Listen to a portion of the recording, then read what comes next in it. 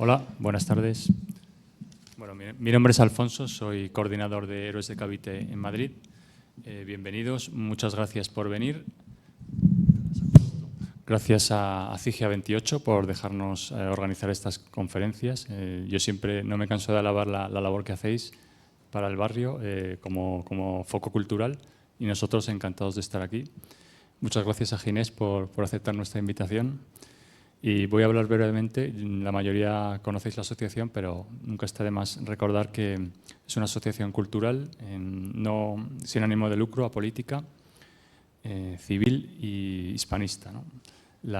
El objetivo es fomentar el conocimiento de la historia de los países hispanos, difundir la cultura y la civilización hispana y defender el español como idioma común. Estamos en más de 30 provincias de España, en más de 20 países del mundo, especialmente en América, Europa y Filipinas. Y hacemos muchos eventos, somos una asociación muy activa. El año pasado se hicieron en todo el mundo unos 500 eventos y en la Comunidad de Madrid alrededor de 70. Muchos de estos aquí, en Centro Asturiano, en distintos sitios de la Comunidad de Madrid. Estáis todos invitados. También agradecemos que nos apoyéis en redes. Estamos en redes en YouTube y cuantas más visualizaciones tenemos, pues más podemos llegar y más se podrá difundir nuestro mensaje. Bueno, ¿cómo ha venido aquí? ¿Cómo hemos invitado a Ginés? ¿Cómo has acabado aquí? Pues mi jefe de Héroes de Cavite, Miguel, me dijo que tenía que buscar algún ponente, porque bueno, llevamos tanto tiempo ya, digamos que ya se nos acaba el repertorio. No encontraron a ninguno y dijeron... Bueno, no fue exactamente así. Tuvimos una cena de Navidad en un restaurante peruano y yo estaba pensando allí a ver a quién podíamos conseguir. Y estábamos cenando uno al lado del otro. Y dijo... Entonces, Ginés era, como dijamos, el animador de la velada, el que hablaba con todo el mundo. Ni siquiera bailé. Bueno, porque no te dejamos, pero vamos, una persona muy cordial, muy simpática y entonces me puse a hablar con él y lo que parecía una persona así, pues simplemente simpática y divertida, resultó que tenía fondo y unas ideas muy elaboradas, y no te rías. Entonces me dijo además que había dado una conferencia y dije, pues este es nuestro hombre, lo fichamos antes de que se nos adelanten. Y aquí lo tenemos. Es una persona muy divertida, muy amena, ya lo podréis ver, y aparte pues con gran conocimiento de causa, ¿no? Es escritor, divulgador histórico, conferenciante, apasionado de la historia, de la fantasía heroica, de la ciencia ficción, la mitología, el rol. Me ha comentado que ha sido doble de extra especialista de acción y también extra de películas, de series. Ha escrito dos libros infantiles de tipo Elige tu propia aventura, pero del universo Minecraft. Entonces, pues un personaje auténticamente singular, como podéis comprobar. Entonces, ¿de qué nos va a hablar hoy? Pues la conferencia se titula El arma de la monarquía hispánica, de refugiarse en las montañas a conquistar medio mundo. Y el subtítulo o la forma de la que la idea titular era Afortunados y agradecidos. Ese era el título original, luego lo comento. Sí, bueno, pues como unas personas, unas tribus o unas personas con muy poco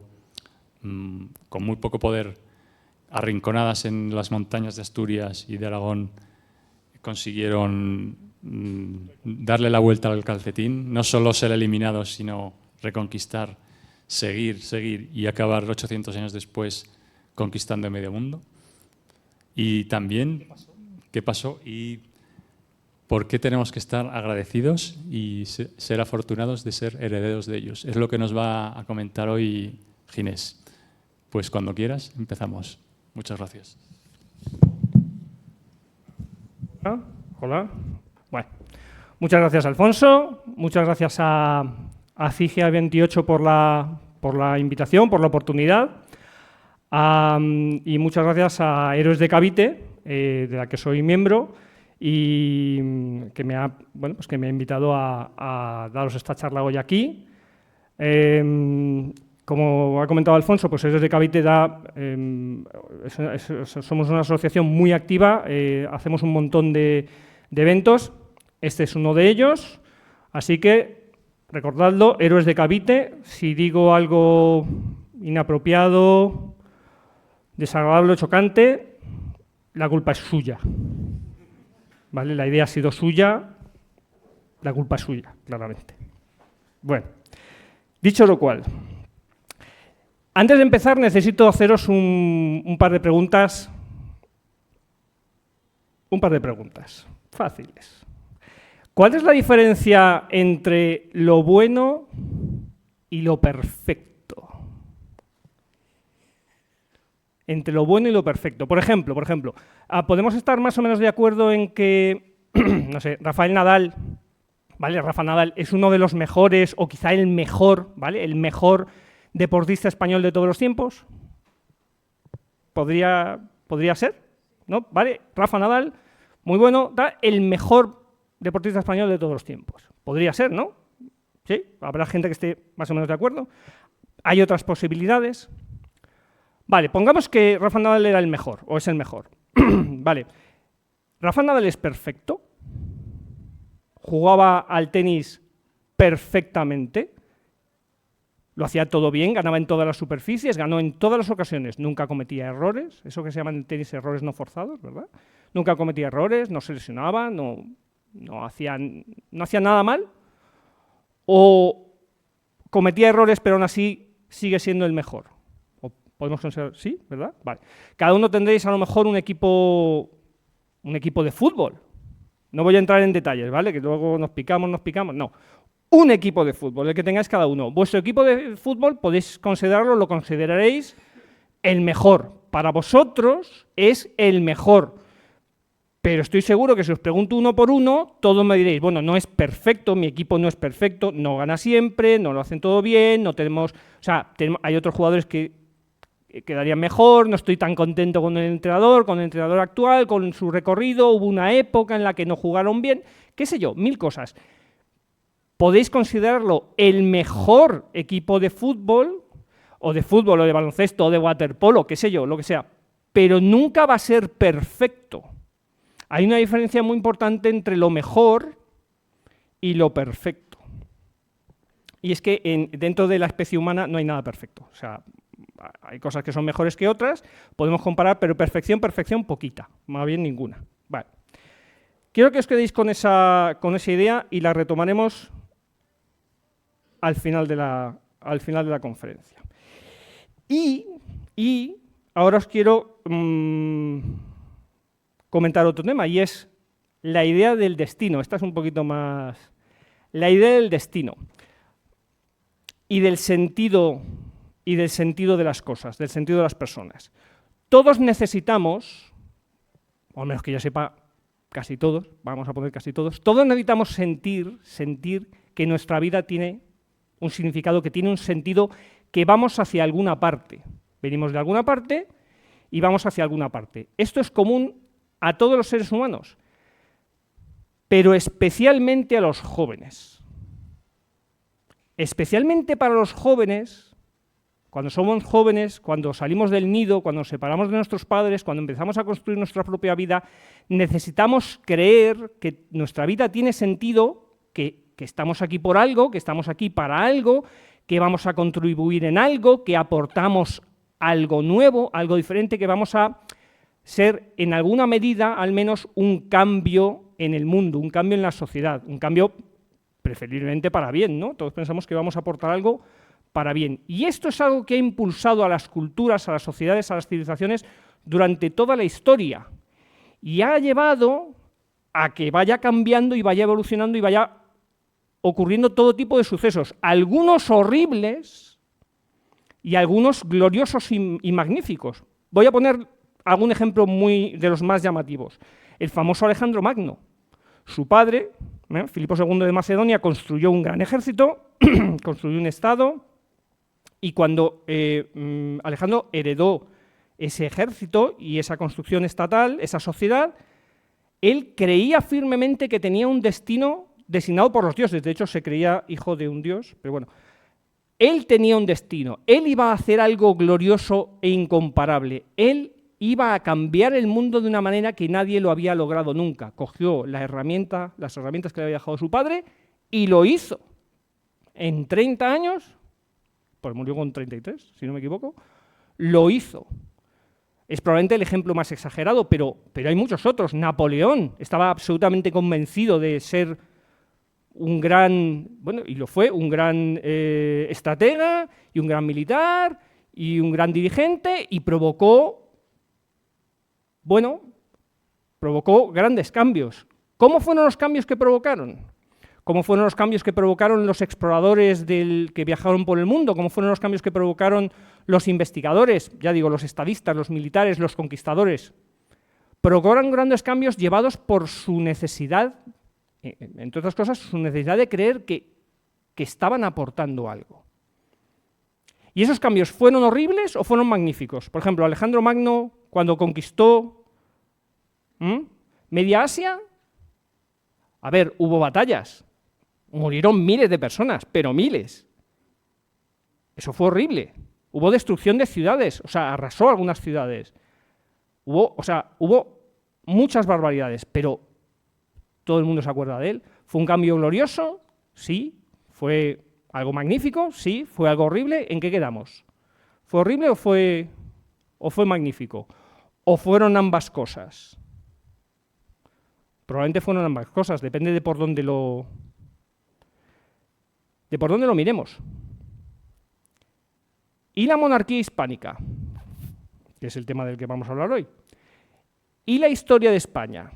Porque sin España no se entiende la historia del mundo, pero la historia de España, así en su conjunto, ¿es algo horrible? ¿Es algo magnífico? Pues hubo de todo. Hubo de todo, ¿no? Pero ¿cómo puede ser que la historia del mundo no se conciba sin la historia de España?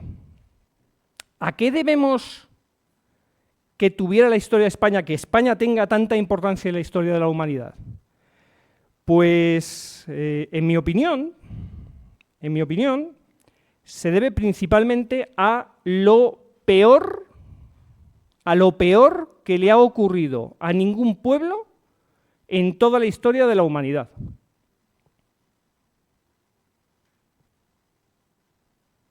A la invasión musulmana del 711 después de Cristo.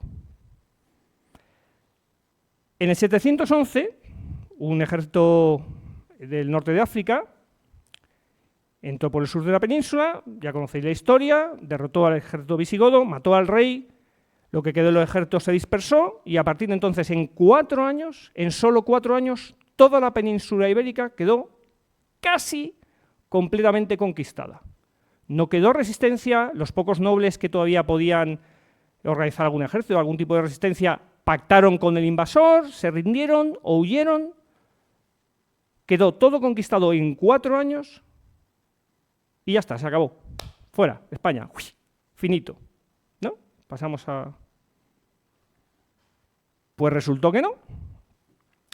Resultó que un grupo de guerreros visigodos, de guerreros astures, se juntaron con unos cuantos huidos de todas partes de España, se juntaron en las montañas de Asturias y dijeron: hasta aquí hemos llegado.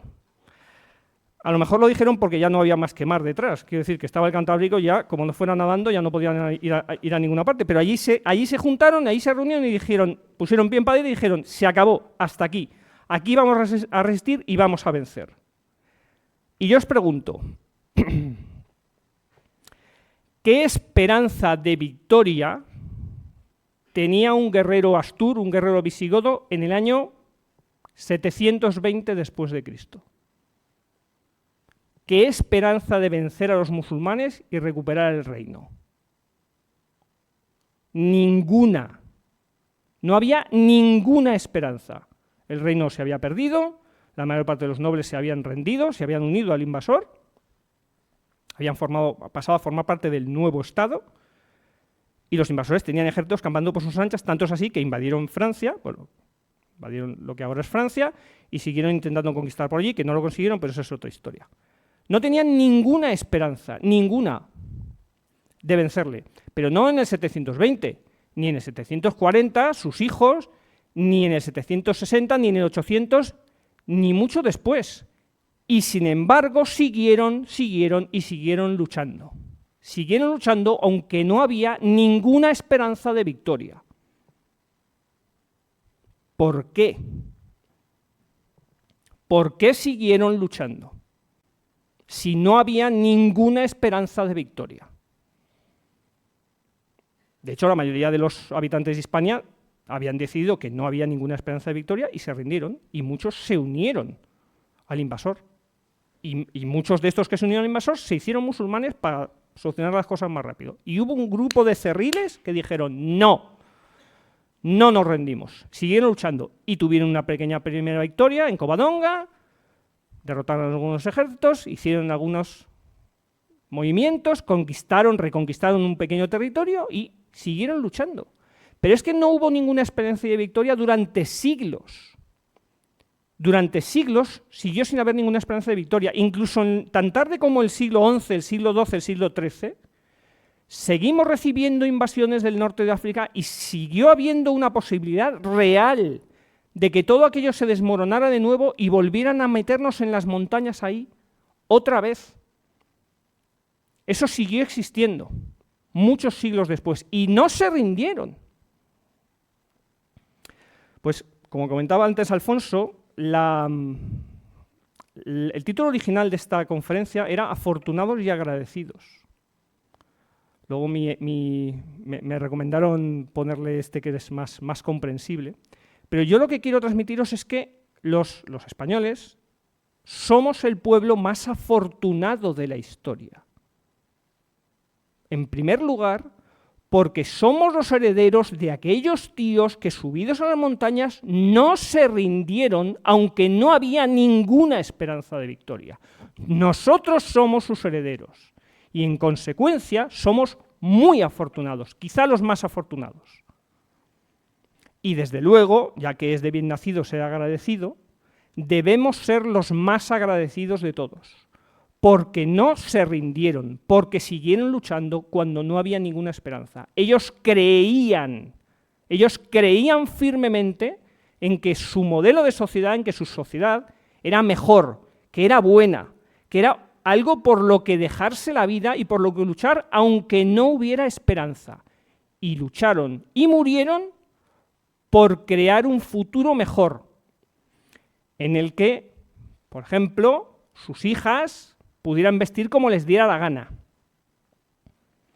Y ellos pudieran llevar barba o no, y escuchar música o no, y comer jamón o no comerlo, y beber vino o beber vino y cerveza.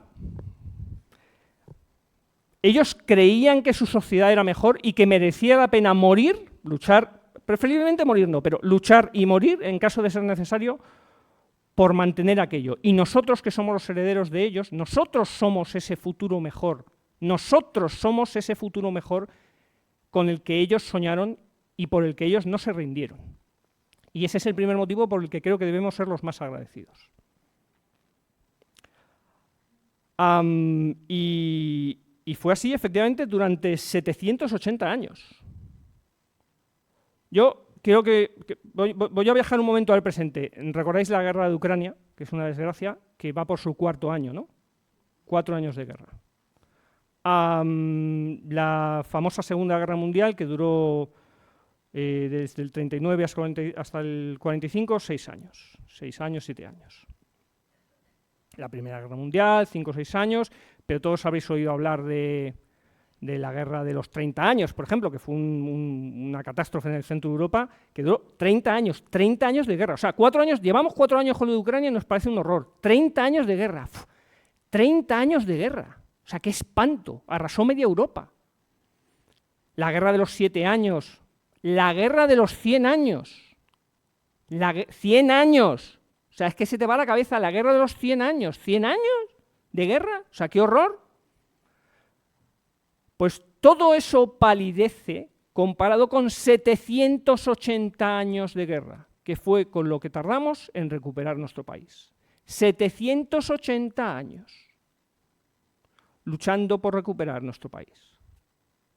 Y hasta en los últimos 100 y pico años no había una esperanza clara y firme de vencer. En todo momento hubo el temor, y así lo escribían los de la época, el temor de perder y de volver a las montañas. Nosotros, de nuevo, nosotros somos el resultado, somos ese futuro mejor de todas esas personas que a lo largo de 780 años se esforzaron, se sacrificaron, lucharon y en muchos casos murieron por dar un futuro mejor a sus hijos. Un futuro que creían mejor que el que podía dar otra sociedad, la de los invasores. Y como digo, pues creo que nosotros deberíamos ser muy agradecidos, los más agradecidos, porque nosotros somos sus herederos. Y al cabo de 780 años, en 1492, la victoria.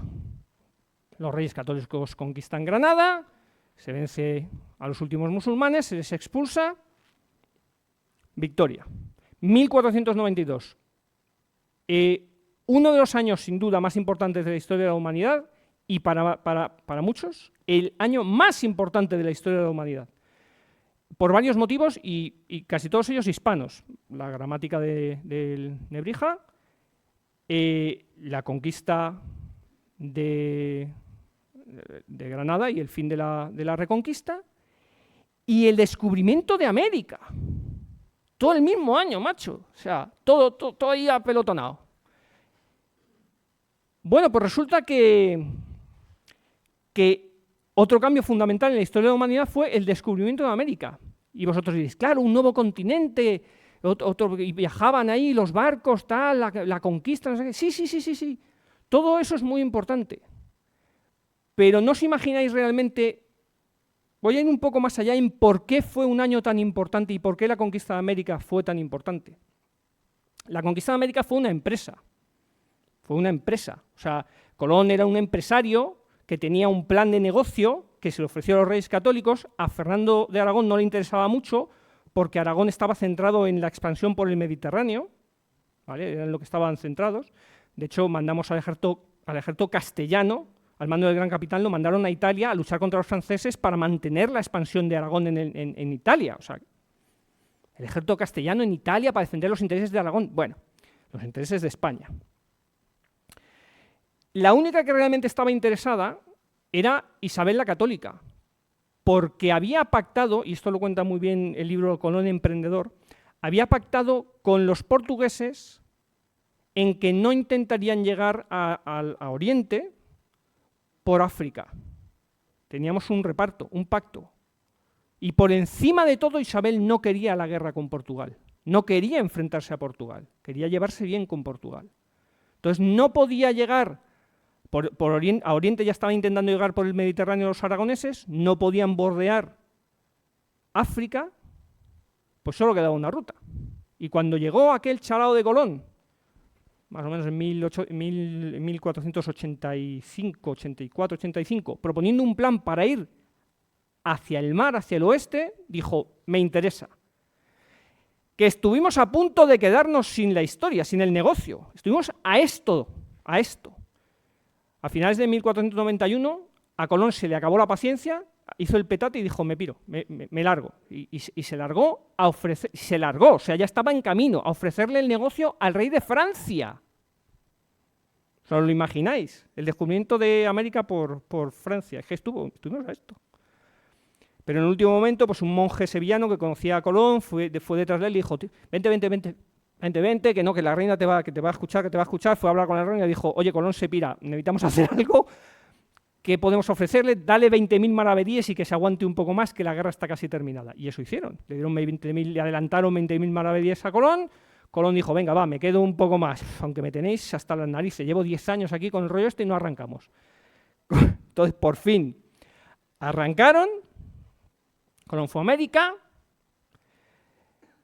buscando las especias, la ruta de las especias, oro, especias, piedras preciosas, riquezas, Llegó allí al Caribe y encontró mosquitos, caníbales y enfermedades tropicales. Y eso fue lo que se trajo. Mosquitos, caníbales y enfermedades tropicales. ¿Qué te parece?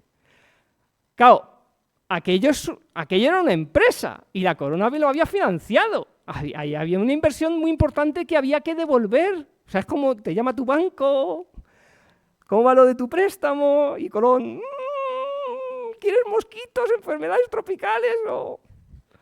Un desastre, un desastre. Así que Colón, que nunca había sido esclavista, la esclavitud era algo perfectamente legal, o sea, era un negocio como otro cualquiera, un negocio legal. Pero Colón nunca había estado en él, pero dijo, ¿cómo pago yo esto? ¿Cómo convenzo yo a la corona de que, porque hemos llegado a una isla, tiene Asia, la China tiene que estar detrás, tengo que ir un poquito más lejos, necesito hacer otro viaje? ¿Cómo le convenzo para que me lo pague?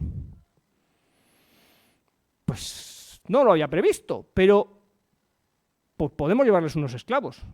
Estos mandangas que están aquí en el Caribe, que son caníbales y son insoportables, que nos asesinan a la gente, pues los esclavizamos y, hombre, pues no hay ni oro ni hay nada, pues esclavos, por lo menos. O sea, la mentalidad de Colón fue algo es algo. O sea, entonces, embarcó unos cientos de habitantes de ahí del Caribe, los mandó para España, y dijo, mira, de momento no hay el oro que te prometí, pero arréglate con esto, véndelo, ¿vale? Se lo dio a la corona, véndelo y con el beneficio de esto pues ya financias otro viaje y tal. Y eso fue lo que hizo. Y al principio a la gente no le pareció mal, ¿eh? O sea, no le pareció mal a nadie. O sea, bueno, pues esclavos, pues muy bien. Pues los llevaron allí, la reina le otorgó el negocio, la gestión del negocio al obispo Fonseca, el obispo Fonseca consiguió a un tío para que lo gestionara, subestaron a los esclavos y los vendieron y ya está. Y los que habían capturado, pues los indios que habían capturado, los repartieron por España, los metieron en un barco y los llevaron a España y los vendieron.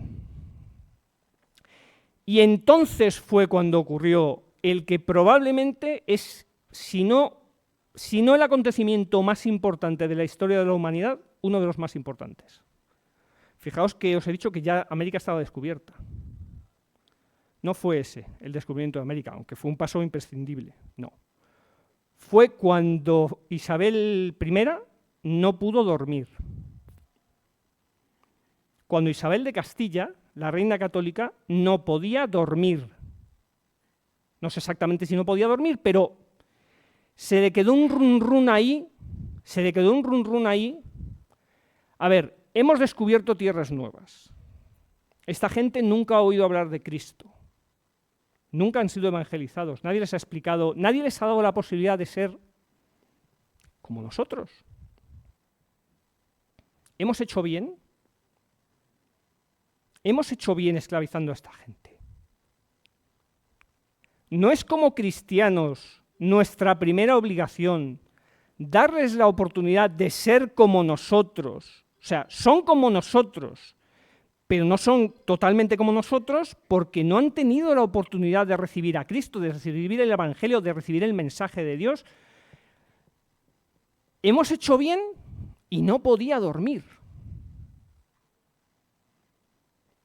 Y aquel run se le quedó y al cabo de unos días le debió dar en la cama un codazo al otro. Fernando,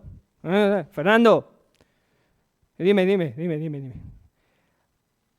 Hay que deshacer lo que hemos hecho. ¿Cómo? No podemos vender a esta gente. No podemos porque ya los hemos vendido. No, que hay que recuperarlos y devolverlos a su tierra y evangelizarlos. Dice, ¿qué dices? Que ya los hemos vendido. No podemos hacer esto. Esa gente, le dijo la reina, esa gente son nuestros nuevos súbditos. Nuestra primera obligación, desde luego, no es venderlos, es evangelizarlos, llevarles el mensaje de Cristo y darles la oportunidad de ser unos buenos y leales súbditos de la corona, de nuestra corona católica. Lo que hemos hecho, y esta fue la clave, lo que hemos hecho con esta gente está mal y no me deja dormir. lo que hemos hecho está mal. Nuestra primera obligación como cristianos es llevarles el Evangelio. Y no podemos llevarles el Evangelio si les esclavizamos. O les esclavizamos, o les convertimos en súbditos, les llevamos el Evangelio y les hacemos eso, súbditos como el resto. Así que, coge a Fonseca y dile que los compre de vuelta, que le pida disculpas a los compradores, que les devuelva su dinero y que los traigan todos otra vez. Ese fue el momento clave. Cuando Isabel de Castilla dijo, lo podemos hacer mejor, lo tenemos que hacer mejor. Tráetelos de vuelta. Yo quiero que os pongáis ahora un momento en la piel de un indio de ahí del Caribe. Se han encontrado unos tíos que venían de muy lejos, en unos barcos enormes. Los españoles les han atacado, han combatido, ha habido disparos, espadazos, unos asaltos por aquí y por allá, y han atacado tu aldea y se han llevado a la mitad de tus vecinos, los han metido en los barcos y dices, bueno, nunca los voy a volver a ver, ¿no? Los venderán como esclavos, ¿sabes? Pues lo que hacían ellos mismos, porque todo el mundo cogía y traficaba con esclavos. Y un par de meses después aparece allí tu vecino, aparece allí de vuelta, te lo bajan del barco y te lo devuelven, y tú, ¿de dónde sales? No te lo vas a creer. Cuéntame, dice, pues me metieron en los barcos, me capturaron, sí, me metieron en los barcos, sí, viajé durante semanas, pero lejos, no, o sea, en unos barcos, no te puedes imaginar lo lejos que fuimos, a un país muy raro, donde la gente hablaba muy raro, vestía muy raro, el país de estos de los españoles, y me vendieron como esclavo. Ay, perdón, te estoy ignorando con lo de los... Bueno, sí, pasa al siguiente. Perdonadme, pero me había olvidado por completo de las diapositivas. Los Reyes Católicos. Es que me pongo, pasa al siguiente. Vamos a dejarlo ahí de momento. Bueno, en fin, cosas del directo. Bueno, pues, y están ahí explicándolo y tal, y le dice el otro, dice, sí, y me subastaron, me vendieron como esclavo, y dije, bueno, pues ya está, hasta aquí, se ha acabado, te han vendido como esclavo, te vas a quedar en esta tierra lejana como esclavo de esta gente que no conoces y tal, no sé qué. Y al cabo de unas semanas vino el mismo señor y dice, oye, perdona, que nos hemos equivocado. ¿Cómo? Sí, que te vuelves para casa. Que me cambiáis de amo. No, que nos hemos equivocado. Mira, que te vas a volver a tu tierra. Perdona las disculpas. Disculpe las molestias. Toma esto para compensarte. No es que les dieran dinero, pero les compensaron por aquello y tal. Los metieron en los barcos y los llevaron de vuelta. O sea, ¿os imagináis la cara del otro cuando vuelve el tío y me pidieron disculpas y me dieron esto? O sea, esa decisión de Isabel I, fue la clave de todo. Fue absolutamente crucial. No es que acabara con la esclavitud siguió siendo legal en España y en gran parte del mundo durante siglos, pero Isabel decidió que primero tenían que evangelizar a aquellas gentes y que, si todo iba bien, iban a ser sus nuevos súbditos, que esas tierras iban a ser parte de la corona y que aquellas personas iban a tener los mismos derechos y obligaciones que todos los súbditos de la corona. Lo cual fue un cambio espectacular. No tiene nada que ver con lo que hicieron ningún otro en ninguna otra parte del mundo. Esa decisión de Isabel I fue esa decisión de tenemos que hacerlo mejor. Es nuestra obligación moral y religiosa hacerlo mejor. La reina en su testamento, la reina decidió, ya os digo, devolver a los indios y nada de esclavitud, y le prohibió a Colón esclavizar a nadie más. De hecho, luego lo castigaron y todo eso, pero bueno. Y en su testamento, porque la reina murió muy poco después, en 1504, en su testamento dejó por escrito que nadie abusara a los indios, que no les maltrataran, que les respetaran sus propiedades, que les trataran como iguales. Y ordenó al primer gobernador de allí de las Indias que fomentara el matrimonio entre hispanos e indígenas. Algo que no se ha visto en toda la historia de la humanidad. La reina murió en 1504. ¿Y qué pudo haber hecho Fernando? Bueno, ya se ha muerto la vieja. Tenía unas ideas, y es que tenía unas ideas que es que no... Bueno, pero ahora ya ha muerto. Y aunque en su testamento ha dejado por escrito que hay que hacer esto así, pero... Pues no, lo respetó. No solamente lo respetó, sino que se creó una figura, o sea, lo puso en las leyes de 1511, en las leyes de Burgos de 1511, en 1516 se creó una figura de protector de los indios, y posteriormente, ya digo, en 1542, en las leyes nuevas, se volvió a poner por escrito, y de hecho, unos años después, ya con Carlos I hizo una cosa que no, de nuevo, solo ha ocurrido en esta ocasión en la historia. Dijo, paradlo todo. La conquista, la exploración de América, paradlo todo el mundo quieto, no se hace ninguna exploración más, no se hace nada más. Vamos a debatir si lo que estamos haciendo está bien o no, si es moral y lo continuamos o es inmoral y dejamos de hacerlo. Imaginaos toda la gente que había invertido todo allí y de repente el emperador dice, vamos a decidir si seguimos o se acabó. Que fue la llamada controversia de Valladolid. En la controversia de Valladolid, el emperador organizó dos equipos, digamos, de juristas, teólogos, uno dirigido por Ginés de Sepúlveda y el otro por Fray Bartolomé de las Casas, para debatir entre ellos durante 6 años si se continuaba o no se continuaba con la exploración de América. Si aquello era inmoral y la decisión debía ser, nos volvemos, no lo vamos a continuar. O si se podía continuar.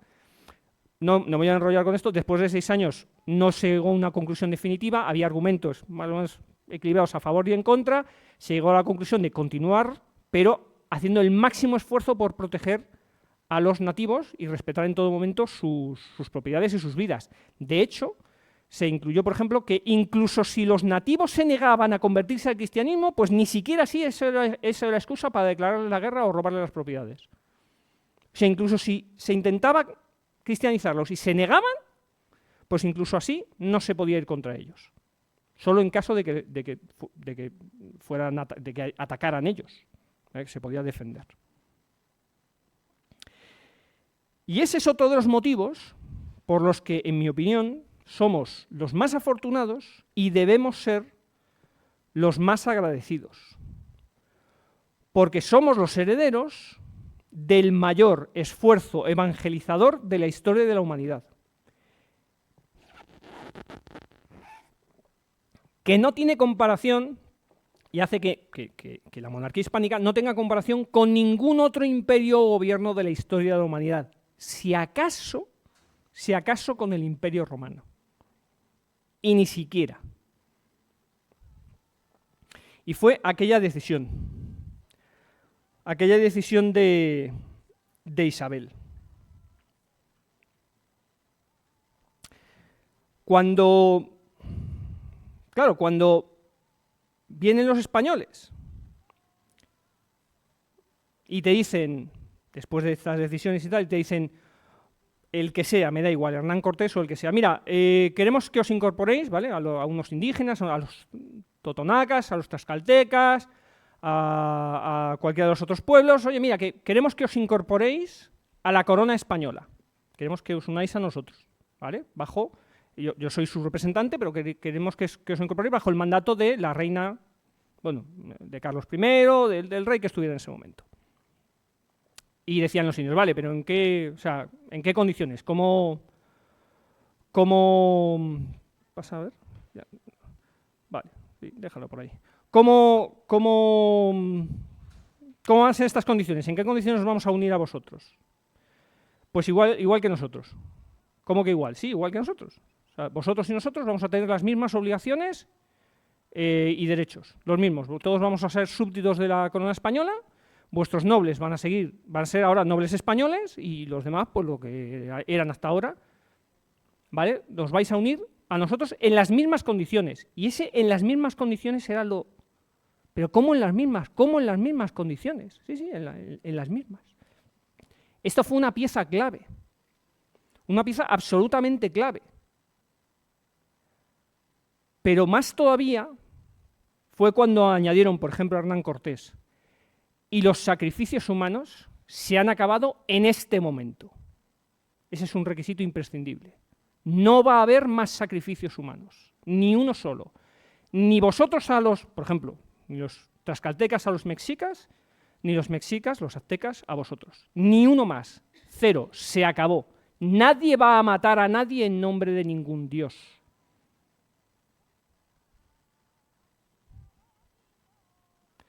Pues eso fue lo que convenció a los indígenas. Mucha gente está convencida de que la clave de la conquista de América fueron las armas, los caballos. La gente se fija en lo que brilla y hace mucho ruido. Los cañones, los arcabuces. Los españoles eran menos de 1000. Hernán Cortés nunca tuvo más de 1000 hombres. Y había 30 arcabuces y 20 y tantos, 30 caballos. O sea, aquello, había millones de indígenas. O sea, es imposible. El ejército de Cortés era un 2% de españoles y un 98% de indígenas. O sea, que se habían unido a Cortés voluntariamente. Porque cuando les ofrecieron aquel pacto, liberarse, por ejemplo, de los mexicas, y cuando les dijeron, vais a vivir como nosotros, cuando vieron cómo vivían los españoles, incluso los españoles de entonces, lo que vieron los dirigentes y los sabios de aquellos pueblos es, yo quiero vivir como ellos, yo quiero ser como ellos, porque la vida humana en aquellas culturas no valía absolutamente nada. Hay muchas anécdotas, voy a contar solamente un par de ellas.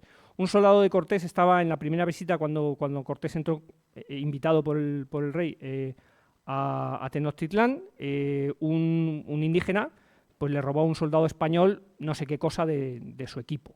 ¿Vale? Le cogió algo que le vio que brillaba, que le pareció chulo. Claro, imaginaos, o sea, todo aquello era nuevo. Entonces le robó algo y tal. Y entonces el soldado, no queriendo provocar, no sabiendo cómo comportarse y no queriendo provocar ahí un conflicto, se quejó a uno de los soldados aztecas que les estaban escoltando y le dijo, le señaló, claro, no hablaban el mismo idioma, le señaló, le dijo, cogieron al otro, vieron que le había quitado, vete tú a saber qué cosa. Claro, el soldado español pensaba, bueno, pues, le regañarán, le darán un cachete, se lo llevarán a la cárcel, le pondrán una multa, qué sé yo. El soldado azteca sacó su maza y le abrió la cabeza al tío, directamente. Lo mató de un mazazo, delante de ellos. Y el soldado español se quedó diciendo, joder, si lo sé, no le digo nada. O sea, pero qué barbaridad, pero que, a ver, que es un pilluelo. La vida humana no valía absolutamente nada, especialmente la de las mujeres. A Cortés le entregaron sacos con niños cocinados como alimento para las tropas. Era algo muy común. Y los aztecas, cuando inauguraron en 1487, me parece, o sea, 30 años antes de que llegara Cortés, cuando inauguraron su gran templo en Tenochtitlán, sacrificaron a 20.000 personas en un día, o en unos pocos días, en la inauguración, básicamente. Y mataban 50.000 a 70.000 personas todos los años. Y los otros, claro, los tlaxcaltecas, sus enemigos, los tlaxcaltecas y los demás pueblos, cuando podían cogerles, hacían lo mismo. O sea, para los españoles aquello era una lucha contra las fuerzas del demonio. Lo que habíamos pensado cualquiera. Y uno de los requisitos fue ese, se acabaron los sacrificios humanos. Dios os ama, no necesita que le sacrifiquéis a ninguna persona, ninguna barbaridad por el estilo, vamos a ponerle unas flores y rezar todos juntos. O sea, y lo aceptaron bien, porque el resto de la propuesta era muy buena, pero sobre todo, porque es infinitamente mejor un Dios que te ama independientemente de lo que hagas, que te perdona si te arrepientes y que siempre te mira con amor y con tal y que quiere lo mejor para ti, bla, bla, bla, bla, bla, que un Dios que necesita que cojas a unos niños, les abras las tripas, les saques el corazón y los derrumbes en la pirámide, no sé qué tal, para que llueva y haya cosechas. Claro, o sea, si puedes elegir, si te dan donde elegir, dices, hombre, pues me lo estás poniendo muy fácil. Y toda esa gente se unieron a Cortés ni por los caballos, ni por los cañones, ni por las espadas, ni por los metales, ni por nada ni siquiera por la tecnología que llevaba, que hacía evidente, porque aquellos vivían en el Neolítico, mostraba evidentemente las diferencias entre una cultura y otra, sino porque la propuesta de vida no tenía absolutamente nada que ver. Y cuando los españoles sacaron las guitarras, ya lo flipas. Lo alucinas. Los historiadores mexicanos dicen que se conquistó México, que no era México, que se conquistó Mesoamérica con la guitarra y la cruz. Con la guitarra y la cruz. Las fiestas aztecas eran un coñazo. O sea, era un coñazo. Ahí la gente no podía hablar, solo podía hablar el rey, y cuando te autorizaba o te decía y tal, y todo el mundo ahí callado, o todo jerarquizado, no sé qué, y de repente, claro, imaginaos, llega un tío de Sevilla y hace... Vamos a animar esto un poco, ¿no? Los españoles disfrutamos y disfrutábamos de la vida. O sea, nosotros creemos que la vida merece ser disfrutada. ¿Sino de qué? Claro, llegaron aquellos y dijeron, joder, de nuevo, yo quiero vivir como ellos. Yo quiero que mi gente viva como ellos. Quiero que mi familia, que mis hijos vivan como ellos. Es que es todo mejor. O sea, no tiene ni punto de comparación. Y como digo, nosotros somos el resultado. Nosotros somos ese futuro mejor. Nosotros. Somos el resultado de ese esfuerzo civilizador y evangelizador incomparable que no ha hecho ningún otro pueblo de la historia, y que cambió por completo la historia de la humanidad. La decisión de Isabel I, el esfuerzo evangelizador y civilizador. Darle a un pueblo que vivía en la Edad de Piedra la posibilidad de vivir de una manera que a ojos de todo el mundo era mejor. ¿Os acordáis de lo que os dije al principio del todo? Perfecto no hay nada, pero mejor. O sea, indudablemente mejor. Indudablemente mejor. De nuevo, a cualquier indígena de allí, si me das a elegir, si me das a elegir, me quedo con lo que me ofreces. Y eso fue lo que ocurrió en América, y en otros lugares. Porque recuerdo una anécdota de uno que decía hace 20 o 30 años, dice, me interné en la selva de Guinea, es un ejemplo, me interné en la selva de Guinea y me encontré un tío negro, ¿no?, medio desnudo, de cintura, o sea, vestido solo de cintura para abajo, con un machete enorme en la mano. Me pegáis una impresión muy fuerte, pero todavía más fuerte fue la impresión cuando me preguntó, ¿cómo va el Real Madrid?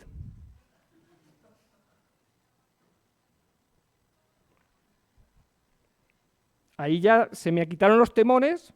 No dijo de qué equipo era, igual era ¿sabes? Y aquello iba a acabar mal, pero por otro tenía un machete. Pero eso fue un cambio fundamental en la historia de la humanidad. Y vosotros diréis, joder, macho, pasa a ver que ya he perdido otra vez. Esto es lo de los sacrificios humanos, que ya he perdido otra vez el hilo. Esto es lo de los sacrificios humanos. Uy. Pasa, que igual hay esta, vamos a dejarla aquí, que es más bonita. Pues, y vosotros diréis, madre mía, pero es que fue una locura, porque lo de Colón, los barcos, aquellos cascarones de nuez a través del Atlántico, el lío de los esclavos, las enfermedades, todo el follón de la guerra contra los aztecas, la liberación de Mesoamérica, todo eso, hay que estar muy loco. Por no hablar de lo de los 780 años de guerra, hay que estar muy loco para todo esto que ocurrió. Los conquistadores eran unos locos, los guerreros, los soldados que iban con ellos eran unos locos. Todo aquello era una cosa desproporcionada. Bueno, pues había una gente, si estos os parecían muy locos, había una gente que hacía que estos parecieran unos tíos prudentes y sensatos. ¿Vale? O sea, había una gente que era todavía peor, entre comillas, todavía peor. Porque cuando no quedaba, o sea, cuando ya no había más exploraciones, cuando ya solo había desierto, cuando lo que había más allá eran indios caníbales, de los que todavía no estaban civilizados, no habían conocido a los españoles, cuando había que ir más allá y no se sabía cómo, ni dónde, ni por qué, lo que se mandaba eran misioneros. O sea, estos hacían que los otros, los marinos locos de los barcos de Colón, los exploradores locos, el ejército de locos de Cortés y de Pizarro, todos esos parecían unos tíos prudentes comparados con estos. Un tío de un pueblo de Palencia o de Huesca, que no había salido de su pueblo en su vida, que le habían dado una formación los monjes, y le dicen, necesitamos gente para las misiones, venga, voy para allá. Total, no podían desobedecer, quiero decir que si te dicen que no era voluntario, que vas para allá, que vas para allá. Y viajas a Sevilla y coges un barco, atraviesas el Atlántico, te plantas en otro continente y te dice ahí alguien, bueno, pues mira, ¿ves aquel camino? Pues coge a tu compañero en un burro y es para allá. ¿Para allá para dónde? ¿Para allá? Mira. A 20 kilómetros ya hay una misión, pues sigue, a ver qué te encuentras, tú sigue y pones otra, donde tú veas. O sea, tú buscas el sitio, cartografías un poco, pregunta, pero que pregunte a quién, dame un mapa o algo, o sea, para que yo me guíe. Y dice, no, sí, mapa vamos a tener, hemos enviado uno a hacer el mapa, y cualquier año de estos vuelve y lo tenemos, pero de momento ese es tu... Y para allá que iban. Para allá que iban, y como dice Zunzunegui, por ejemplo, dice, estos tíos están muy locos. Tú mandabas ahí a unos franciscanos, y donde solo había un desierto, 5 años después había una ciudad. Y eso hacían. O sea, mandaban a estos piraos a integrarse en un territorio donde unos indios, caníbales o no caníbales, más o menos agresivos, que no habían visto españoles en su vida y que no hablaban ningún idioma que habláramos nosotros, pues les mandaban allí a fundar una misión, a evangelizarles, a enseñarles y, Dios mediante, a incorporarles a la cristiandad y a la corona española. Cuando llegaron, un dibujo sobre la llegada de los 12 apóstoles de México, se les llama, cuando llegaron a México y los recibió Hernán Cortés, el gran conquistador, pues fue allí con sus nobles y los nobles indios que ya formaban parte de su séquito. Llegaron estos y Hernán Cortés se tiró a sus pies. Imaginaos la cara de los indios. Se tiró a sus pies y los indios. O sea, el gran conquistador, ¿quién es esta gente? Y los veían sin nada. Y cuando les dijeron, no, estos representan a nuestro Dios, estos son los que van a evangelizar a vuestras tierras, pues ya comenzaron a entender y empezaron a poner misiones, a extenderlo más para allá y a continuar ese que fue el mayor esfuerzo evangelizador y civilizador de la historia de la humanidad, del que nosotros somos los herederos. Y por eso, este es otro de los motivos por el que digo que debemos ser los más agradecidos, porque nosotros somos los herederos de ellos.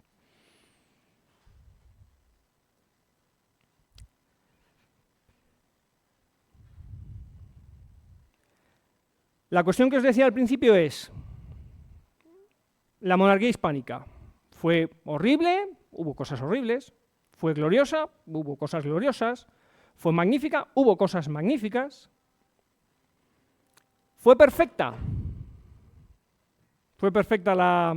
lo hicimos todo bien, no nos equivocamos en ningún momento. Por ejemplo, Colón no hizo ahí unos tejemanejes, no hubo sinvergüenzas, no hubo esclavistas, no hubo violadores, asesinos, no, ni de lejos, porque es imposible, porque los humanos no somos perfectos y todos hacemos cosas mal. todos.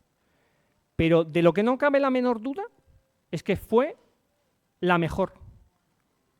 El mejor esfuerzo civilizador y evangelizador de la historia de la humanidad. Eso, o sea, quiero decir, es mi planteamiento. Desafío a quien quiera rebatirme, a decirme, no, pues hubo otro que... Vale, pues lo podemos hablar, luego hay un turno de preguntas y respuestas y lo podemos debatir. Pero en mi opinión fue la mejor y no soy el único que lo piensa, porque es tan evidente, es lo que os decía antes. Si me das a elegir, y por eso lo llamé afortunados y agradecidos, porque creo que nosotros, como herederos de ese futuro mejor, de aquellos tíos subidos en las montañas de Asturias, que no se rindieron cuando no había ninguna esperanza y que con su sacrificio durante 780 años de lucha, lograron ese impulso que se transformó, gracias, por ejemplo, a las decisiones de Isabel I, porque podía haber sido una cosa mucho peor, pero gracias a esas decisiones de vamos a hacerlo mejor, podemos hacerlo mejor, debemos hacerlo mejor, se transformó en la maravilla que fue la monarquía hispánica de los siglos XVI, XVII y XVIII, sobre todo la del siglo XVI, que en mi opinión es el modelo sobre el que debemos, y ahora voy a viajar al presente, creo que los españoles en particular y los hispanos en general debemos fijarnos en ese modelo como pues si fue el mejor gobierno de la historia de la humanidad, creo que es el modelo en el que debemos fijarnos. Decía Robert Conquest, toda organización humana que no sea activamente conservadora acabará derivando, se acabará pudriendo, básicamente, ¿vale? Y yo voy un poco más allá. Toda organización humana que no sea activamente evangelizadora, activamente católica, pero de verdad, o sea, quiero decir, como esta gente, de verdad, pues se acaba corrompiendo y se acaba pudriendo. Que, en mi opinión, es lo que nos está pasando hoy en día. Que en lugar de fijarnos en el mejor modelo que tenemos a nuestra disposición de sociedad y de gobierno, nos estamos fijando en modelos infinitamente peores y que además no son propios de España. Lo propio de España es esto. O sea, si me das a elegir, yo me quedo con el modelo de Isabel I, por muchos errores que cometiera, porque sigue siendo el mejor. En mi opinión, ¿vale? Y esto creo que puede dar pie a un debate interesante, en mi opinión, los hispanos, no solamente los españoles, todos los hispanos tenemos el derecho, y no solamente el derecho, sino la obligación moral y religiosa de ofrecernos, ¿vale? De ofrecerle al mundo, pero para empezar a nosotros, de ofrecerle al mundo un modelo de cultura, de civilización, de sociedad y de gobierno mejor, basado en el comportamiento, en lo que ya hicimos, en lo que hicimos en el siglo XVI. En contraposición, o sea, ofrecer ese modelo, ¿vale?, como alternativa a la teocracia islámica, al totalitarismo socialista, a las dictaduras de todo pelaje y al tribalismo africano, que los pobres no salen de ahí, no consiguen salir de ahí. Hay un modelo mejor. Nosotros somos la prueba viviente, simplemente siendo españoles, de que hay un modelo mejor. Somos los herederos de esto. Y si ya lo hicimos una vez, podemos volver a hacerlo.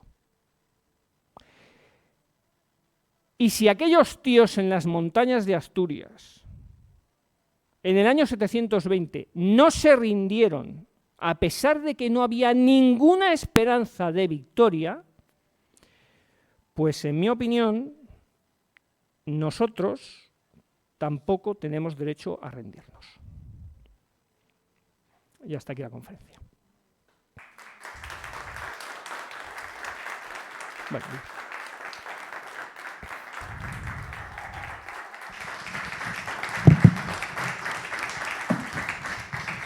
Muchas gracias, Perdón Ginés. por el follón de las diapositivas, es que me meto, me pongo, ya voy No pasa Te nada. la he jugado ahí. Nada. Debías estar con el dedo ahí pensando. Pasa. No, debe haber 1000, debe haber muy pocas porque no avanza. No, eran. Bueno, en fin, estas cosas. Bueno, pues muchas gracias por la conferencia, muy interesante. Yo creo que va a dar lugar a debate porque has puesto el dedo en la llaga al final. Entonces, si alguno de ustedes tiene alguna pregunta o alguna objeción. A ver, esto sí, ¿no? A ver, muchas gracias. Me ha gustado mucho el desarrollo que has hecho, todo. Muchas gracias. Pero quizá al final, quizá al final, yo creo que se te ha olvidado meter un ingrediente. Cuando hablas de madre todos, mía. no verás. Amplíame. Cuando hablas de lo mejor, que somos lo mejor, que el modelo es lo mejor, la hispanidad, yo creo que yo estoy de acuerdo contigo, es lo mejor. Pero no nombras la anglosfera. La anglosfera es lo peor. Bueno, lo peor o de lo peor. Lo he clavado 1 hora. ¿Eh? Lo he clavado 1 hora. Lo he hecho muy bien.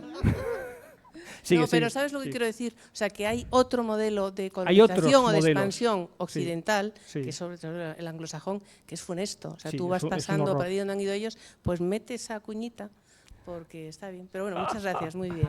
Muchas gracias. No, no, mira, es verdad, no lo he mencionado expresamente, pero ha sido un despiste. Uno de los modelos, que además es el modelo de país en el que vivimos ahora, y que, perdón, lo siento, no me gusta. O sea, me gusta este. Es el modelo nacionalista liberal. O sea, el modelo de nacionalismo, ¿vale? De enfrentamiento de naciones liberal. Yo no soy liberal, soy católico, y no soy nacionalista, soy patriota. Perdón, diréis, no, es lo mismo. Esto da para otra conferencia, que la tengo ya otro día, ¿eh? No, tengo una conferencia justo sobre esto, muy interesante, ya os la contaré. Pero yo soy partidario de un modelo hispano basado en el catolicismo, obviamente igual que se le propuso a los indígenas. O sea, te damos a elegir. Elige, pues, oye, hay otros modelos, elige, pero que nos hayamos olvidado de este modelo para coger este otro modelo de origen anglosajón, germánico, sí, que no me gusta nada. No tengo una opinión buena de nuestra actualidad política y social, como os podéis imaginar. No es el modelo que yo seguiría. O sea, perdón, no me voy a ir mucho de tal. El nacionalismo es la justificación ideológica de la xenofobia, es totalmente opuesto al catolicismo, o sea, es anatema para la hispanidad. O sea, la hispanidad y el nacionalismo, o sea, estamos viviendo en un modelo nacionalista y la hispanidad y el nacionalismo son anatemas, son contrarios. Yo digo, no me voy a enrollar, porque además lo han contado otros mucho mejor que yo. El nacionalismo fue lo que destruyó la monarquía hispánica a principios del siglo XIX. El nacionalismo. El nacionalismo. O sea, es el modelo en el que no deberíamos vivir. Entre otros, o sea, tampoco quiero una teocracia, ni cristiana ni islámica, o sea, cristiana no, islámica menos. Pero no este modelo. No recuerdo quién ha levantado primero. Hacemos un turno, unos turnos por ahí. Hola, buenas tardes. Muy buenas, hombre. La conferencia ha terminado prácticamente pasando de los misioneros que llegaron a México a con todo el impacto que tuvo aquello, a la situación actual, donde prácticamente las últimas palabras que has dicho es que, me permito tutearte. Sí, hombre, sí, por Dios, madre mía. Han sido que si lo hicimos una vez, lo podemos hacer otra. Pues yo quiero quedarme ahí para preguntarte, esas palabras expresan una comparación entre la situación que vivimos actualmente entre el modelo y la de 720. Entonces yo te querría pedir sintetizar en qué se parece nuestra situación actual a la de 720 y cómo podemos organizar una reacción que de algún modo, adaptada a nuestro tiempo, sea comparable a la de entonces. Muchas gracias. Pues una pregunta con una profundidad que daría para horas y horas de debate. Horas y horas de debate. A ver, la respuesta corta es lo que os he dicho. No tenemos derecho a rendirnos. No nos rindamos. no nos rindamos. O sea, yo no digo estéis de acuerdo con que el modelo, o sea, no digo estéis de acuerdo conmigo, pero creo que tengo argumentos para defender que el modelo de la monarquía hispánica fue mejor que el modelo del nacionalismo liberal, ¿vale? Entonces, el mensaje fundamental es, lo podemos hacer mejor, no nos rindamos. ¿Qué pasará? ¿Qué no pasará? La situación es muy diferente, o sea, no tiene absolutamente nada que ver con el 720, excepto en que estamos gobernados, vamos a decirlo, estamos gobernados de una manera que no corresponde con la sociedad, ¿vale? La gran mayoría, por ejemplo, en el 720, el 99,9% de la sociedad era cristiana y había menos de un 1% de sociedad musulmana que era la que gobernaba y tenía todo el poder. Es absurdo. No tiene ningún sentido. El modelo de los dirigentes no casa con el 99,99% de los habitantes, pero esto es un sin Dios, nunca mejor dicho. Y hoy, aunque no nos demos cuenta, pero nos vamos dando cuenta porque los engranajes del sistema en el que vivimos ahora se corroen, o sea, estamos viendo una maquinaria corroída por dentro. La maquinaria de los dirigentes del sistema que nos gobierna no corresponde con la mayor parte de la población tampoco, ¿vale? El modelo es un modelo liberal que no corresponde con la esencia católica de España. Y ya no me voy a enrollar. El liberalismo, como ya demostró, como ya afirmó Donoso Cortés en 1844, no tiene sustancia. No tiene, es como si te pones una armadura de blandiblue. Queda bonita, brilla por la noche, pero no te protege mucho. Como si construyes un edificio con vigas de gelatina. Se acaba desmoronando y en mi opinión es lo que está ocurriendo ahora. No es el modelo en el que yo quiero fundar la convivencia de los españoles en particular y de todos los hispanos en general. Este es un modelo extranjero. ¿Cómo hemos acabado aquí? Pues después de la implosión de la monarquía hispánica en el siglo XIX, que fue porque, o sea, el nacionalismo y el liberalismo, no me voy a enrollar, de nuevo, destruyeron la monarquía hispánica y dejamos de creer en nosotros mismos. Literalmente fue eso. Dejamos de creer en nuestro modelo de convivencia. Dejamos de creer en aquello. Y dijimos, no, Ortega y Gasset, España es el problema y Europa es la solución. Pues no. Naranjas de la China, Ortega, macho. No tienes ni idea. No es así. No, ese modelo, o sea, que tú hayas perdido la fe, pues es que tú has perdido la fe, nada más. En el 720 podían haber tirado las armas como lo hiciste tú. España es el problema, los musulmanes es la solución. Nos rendimos. Pues no se rindieron. Joder, siguieron ahí dando el callo. 780 años de guerra. Y ganaron. Pues si lo hicimos una vez, volveremos a ganar. Que no digo que lo vayamos a ver. Nosotros. Digo que no nos rindamos. ¿Qué modelos se pueden hacer alternativos? Bueno, pues esta charla y la actividad de Héroes de Cavite es un buen ejemplo de que la hispanidad no ha muerto. Hay una pequeña aldea gala que resiste ahí en la esquina al malvado invasor romano. Es una situación distinta, de todas formas, obviamente diferente. Y de hecho, no podemos volver a la monarquía del siglo XVI porque las condiciones son completamente diferentes, ni se puede reconstruir el imperio de la monarquía hispánica, ni yo querría nada por el estilo porque es que no se puede hacer, o sea, eso no tiene que ver. La esencia es la que falla, es a la esencia a la que yo quiero volver. Y la esencia de España no es el nacionalismo, de hecho es lo opuesto, y no es el liberalismo, que es o sea, iba a decir, es una panceta, ojalá fuera panceta, es gelatina. Es esos helados que bebíamos, esos ¿cómo eran los de chupar que vivíamos de pequeño, que hacías así y ya no sabía nada? Pues eso es el liberalismo. Esto es todo hielo. Esos chicles de peseta que se quedaban sin sabor a los 30 segundos, eso es el liberalismo. Bueno, me estoy enrollando. Hola. Hola. Este caballero va después, que lo había pedido antes. No, después. Sí, sí, por favor. Luego. Vale, ya que tengo el micrófono, sí. Gracias por la conferencia tan Gracias interesante. por las gracias. ¿Cuál considera usted que pudiera ser el último monarca representante digno de la monarquía hispánica? Pues esto es una... Otra, gracias. Es una pregunta... Esta tiene tela. Probablemente, bueno, sobre esto hay una cuestión muy interesante y que además el periodista Luis del Pino ha abierto un debate que yo creo que va a reverberar en los próximos años, porque ha publicado un libro muy interesante sobre Fernando VII, que es de todos conocido el peor gobernante de la historia de España y tal. No sé qué.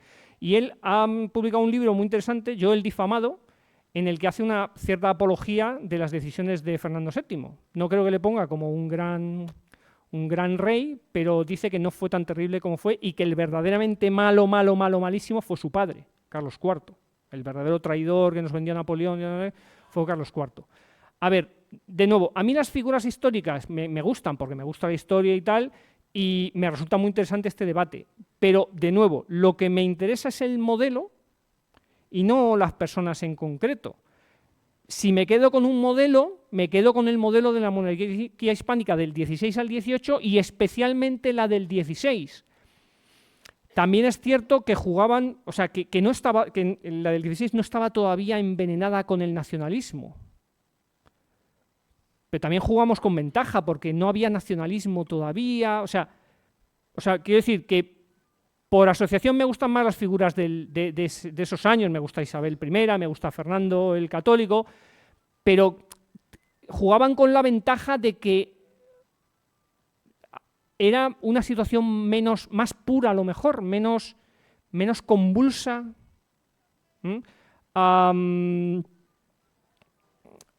Creo que es más fácil, perdóname, creo que es más fácil decir quién fue probablemente el peor, y probablemente el peor fue Carlos IV.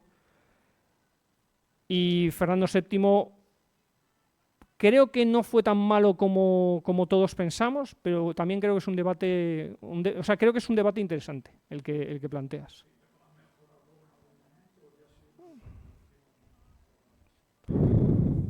Madre mía, el siglo XIX español, de básicamente guerras civiles.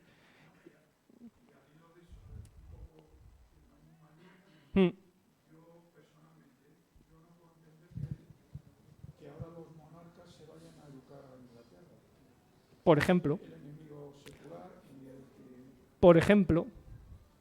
no tiene ningún sentido. O que nos estemos angloizando, no tiene, y es ese dolor que ya digo, decía Ortega, entre otros muchos, de España es el problema, Europa es la solución.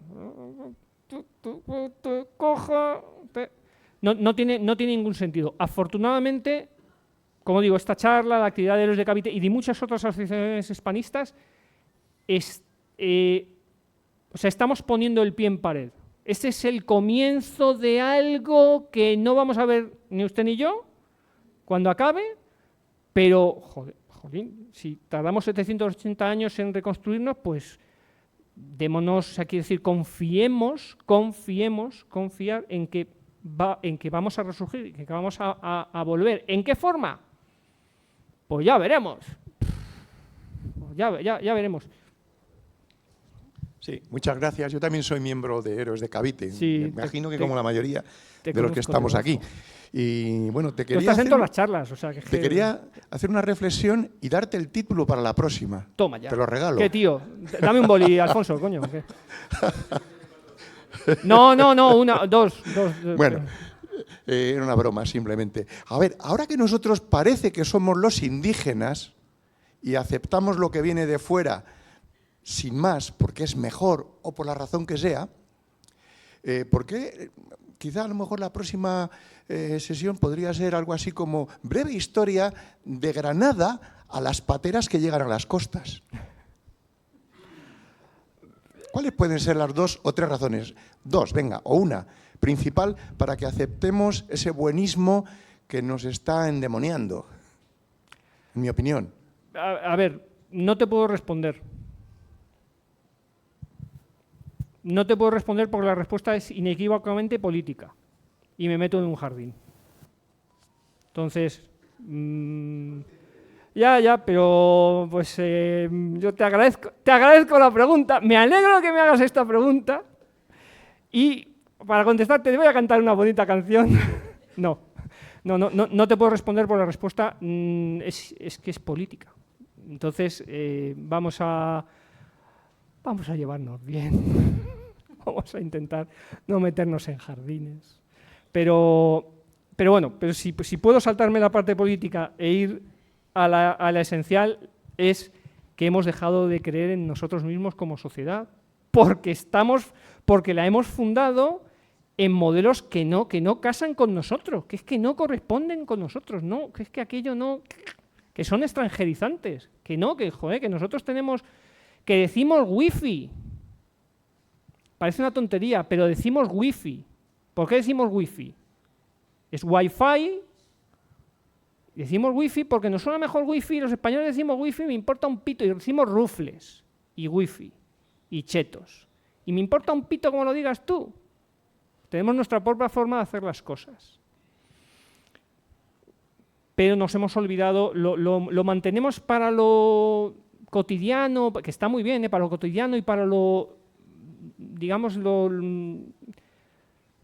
mundano, pero no lo mantenemos para lo fundamental. No nos fundamentamos en los fundamentos que siempre nos han servido de base, porque dejamos de creer en nosotros en el siglo XIX por todo lo que, y empezamos a matarnos entre nosotros, empezamos a matarnos a principios del XIX y acabamos a mediados del XX, ha sido un desastre. Vamos a necesitar un tiempo para recuperar la forma física. Nos hemos dejado un poco, hay que volver ahí a ponerse en forma. Lo anoto, lo ha tomado nota mi secretario. Alfonso, la próxima. Hola, buenas tardes. Muy buenas. Muchas gracias por la conferencia. Muchas gracias. Y quería preguntar, yo también estoy de acuerdo con que la monarquía hispánica es lo mejor. El mejor modelo de gobierno de la historia. Entonces, si has pensado o cómo piensas que a día de hoy, en la situación que estamos en España, con el sistema partitocrático que estábamos, del régimen de 78 y bla, bla, bla, bla, bla, ¿cómo podemos implantar de manera práctica eso? O sea, ¿cómo podemos empezar al menos para que nuestros tataranietos lo disfruten? Gracias por la pregunta. Es tan puñetera como la de antes. Noto maldad aquí, noto ahí un deje ahí de voy a ponerle al tío donde no pueda escaparse. A ver, vamos a necesitar muchos años porque sin duda. A ver, lo primero es demostrar que hay otra forma de hacer las cosas. A ver, no voy a hablar de política. No voy a hablar de política, pero, a ver, hay un modelo de político, todos nos cagamos todos los días en los políticos. Y si entras en las redes, la frase, me cago en los políticos, malditos políticos, con estos políticos, ¿por qué con estos políticos? Es lo habitual. A nadie le parecen bien. Normal, porque el modelo de políticos que tenemos hoy en día no se parece absolutamente en nada a este. En nada. Dale para atrás, vamos a recuperar a los reyes católicos. Ahí está bien. No se parece en nada a este. No se parece en nada al modelo católico. Que no quiere decir que todos los de entonces fueran buenos, porque había tantos hijos de como hay hoy en día. Pero no se les dejaba gobernar y si se les descubría, por ejemplo, los famosos juicios de residencia.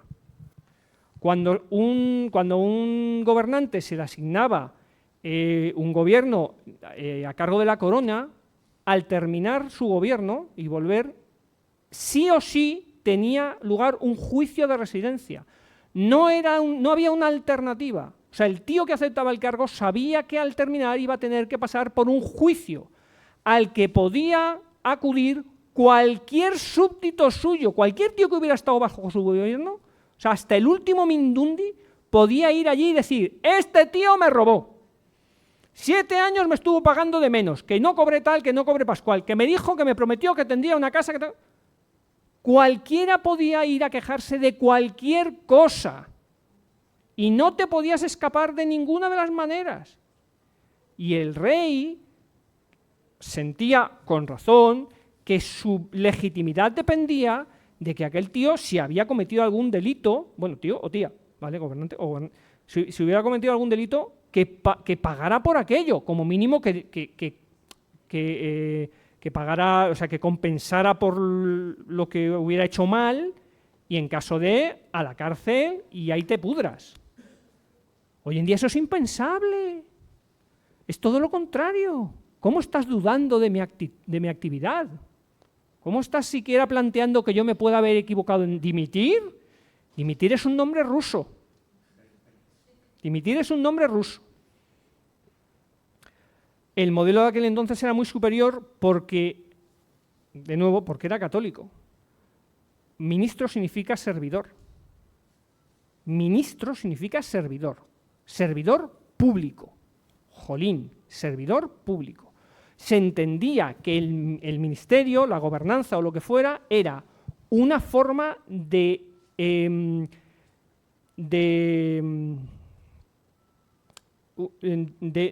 hacer un servicio al resto de los cristianos. Era, o sea, el que lo hacía, a ver, había ambiciones y había ganas de poder y tal, pero era una forma de servicio cristiano. Yo acepto esta carga, porque ser un ministro era un marrón, o sea, es como, ¿a cuántos os gusta ser presidentes de la comunidad de vecinos? ¿A cuántos os gusta? ¿A ninguno? Pero si no se entusiasma, a mí cuando me toca a mí me entusiasma. Es una porquería. O sea, solo son disgustos. Estás rezando para que no te llamen nunca y cuando te llama uno dices, ¿qué se habrá roto? ¿Qué se habrá roto? Eso, pero multiplicado por 1.000.000. Y eso era la gobernanza de los reinos y virreinados y ciudades y demás. Tal. O sea, era un sacrificio que la persona hacía por su rey y por su religión, y se quejaban amargamente y muchas veces morían pobres porque tenían que poner dinero suyo porque el rey no les enviaba y no había y tal, y aquello tenía que... O sea, es aquello de... ¿sabes el proyecto tal? Dice, sí, madre mía. Dice, pues no tenemos presupuesto. Dice, pues no tenemos presupuesto, pero tiene que salir sí o sí. Y acaban poniendo de su propio dinero. Era un sacrificio, una forma de servicio cristiano. Y ahora es una forma de... O sea, en el minuto 1, a ver qué trinco yo de aquí. O sea, yo creo que llegan y lo primero que hacen es coger y decir, joder, lo han clavado fuerte, esto no me lo puedo llevar. O sea, según entran por la puerta, van a ver qué se pueden llevar. Por ejemplo, como los franceses, como los generales franceses, los famosos mariscales franceses de Napoleón cuando entraron en España, que es que se llevaron todo lo que no estaba clavado al suelo, todo, y lo que no lo quemaron. Excepto uno, que fue Soult, Suchet, en Aragón. El único decente. Todos los demás lo vieron como una oportunidad de robar y trincar todo lo que pudieran. Este modelo es el que no me gusta. Y el otro, que ¿cómo podemos hacerlo? Pues empezando a aceptar que un servidor público debe ser, pero claro, hay que formar a la gente en esto, debe ser una forma de servicio cristiano al resto del pueblo. Pero es que hay que formar a la gente en esto, y para formar a la gente en esto te lo tienes que creer.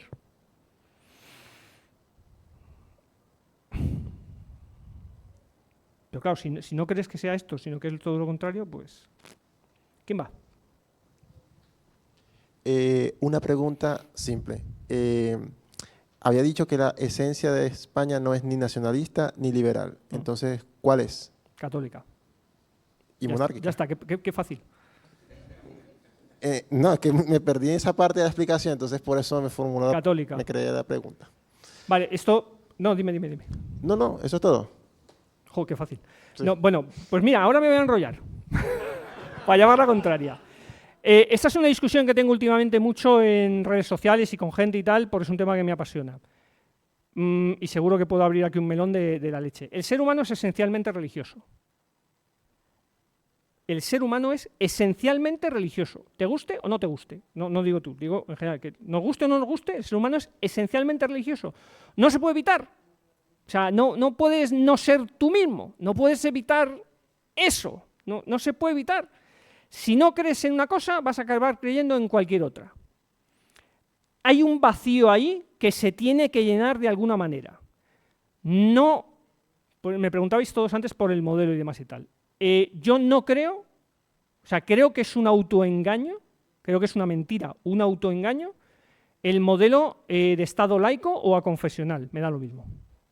Es un autoengaño, es mentirnos a nosotros mismos. Podemos no ser nada, no puedes. Sí, podemos no elegir, no puedes. Si no eliges tú, alguien elegiría por ti, pero no puedes. Hay un vacío en tu interior, tanto si es una persona como si es una organización, como si es una organización nacional, un Estado.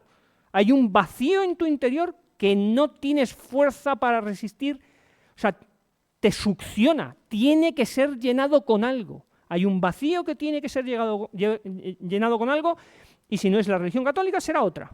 Pero no puedes evitar que haya ese vacío y que exija de tu existencia que sea llenado. Si no eliges el catolicismo, alguien elegirá por ti otra cosa, que a lo mejor te gusta menos. Pero como decía antes, si me das a elegir... ¿Quién más?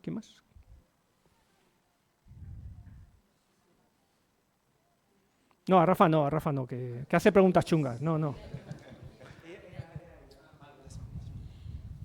Bueno, de todas ¿Has pagado maneras, entrada? Sí. No, yo solamente quería comentar que de alguna forma hay que volver a Isabel la Católica, a reflexionar, a analizar y decir cómo lo podemos hacer mejor. Eso yo creo que es la clave. Pero sobre todo a ese impulso moral, claro, la honestidad, a ese impulso moral de lo tenemos que hacer mejor. Y el orgullo del trabajo bien hecho. Que eso es una cosa que parece que se está perdiendo y que es fundamental. Es decir, el hacer las cosas bien, por el mero hecho de hacerlas bien, que funcionen y que beneficien a tus vecinos, a tus ciudadanos, en general, es decir, hacer las cosas bien. Nosotros notamos, tú notas, que se pierde eso porque quienes nos dirigen no creen en ello, que está relacionado con todas las preguntas anteriores. Pero nosotros lo notamos, o sea, la mayor parte de la gente dice, es que lo podemos hacer mejor. No necesito comentaros todas las noticias de los últimos días. O sea, es que lo que te viene a la cabeza es que esto se puede hacer mejor. Es que esto se puede hacer mejor, no me fastidies. Es que se puede hacer mejor. No. Evidentemente los que están no, pero hay otros que lo pueden hacer mejor. No, y tú fíjate lo que acabas de comentar de lo de los, como has dicho, el juicio de residencia.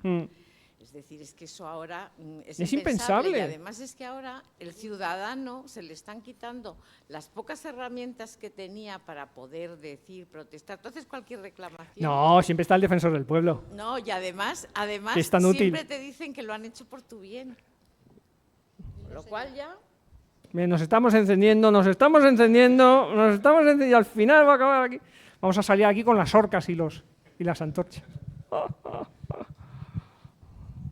Sí, hablando de lo que es la contraposición entre el modelo hispánico, digamos, y el modelo anglosajón, llevándolo un poco al terreno cultural, hay un sitio donde esa batalla desde el siglo XVI hasta la actualidad prácticamente se ha dado mucho, que es en lo que es el territorio de Estados Unidos actualmente. Primero fue hoy en día fue un espacio esencialmente hispano.